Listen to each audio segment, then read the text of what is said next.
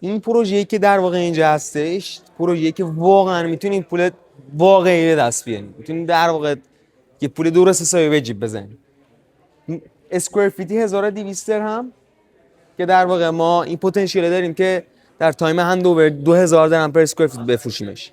منتها نکته خاصی که این در واقع کامیونیتی داره نسبت به کامیونیتی های دیگه، کامیونیتی میشه همون شهرک، اینه که در واقع 22 میلیون اسکوئر فیت 8 میلیون اسکوئر فیت فقط برای اکتیویتی قرار داده شده که یه آیلندی داره که تموم کلاستر در واقع آب میتابه یا همچین چیزیه و هیچ آپارتمانی توی این شهرک وجود نداره.